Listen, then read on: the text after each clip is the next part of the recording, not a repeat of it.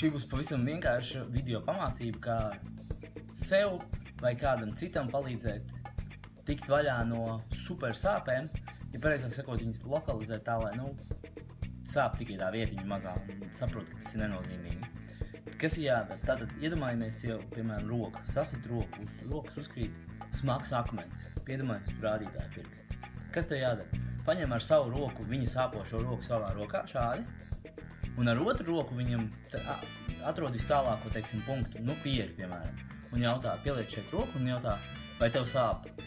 Viņa atbild, protams, būs nē.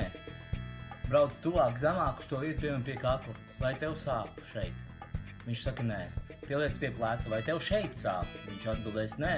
Brauc arvien zemāk, vai šeit sāp? Vai šeit sāp, vai šeit sāp, vai šeit sāp? Un līdz beidzot tiec uz tai vietai, kur viņam reāli sāp. Un tādējādi tā būs uzmanības koncentrēšana uz to, ka ķermenis nemaz nesāp, kaut kad liekas, ka tas ir nenormāli sāpīgi, tā ka viss ķermenis vienkārši brēc. Tāpēc sanāk, ka tu aizvelc līdz tai uzmanībai, līdz tai vietai un saproti, ka tā ir super nenozīmīga lietiņa un nenozīmīga vietiņa un saproti, ka tas viss ir diezgan liels bullshits. Un tas kaut kur ir bišķī tāds apzinātības trenēšana, katrā ziņā ļoti efektīva metode, kuru es izlasīju Quorā, un es nolēmu, ka būtu jāparāda arī tīri, fiziski kā tas izskatās. Varbūt, ka kādam nodara, varbūt, ka nē. Paldies par uzmanību!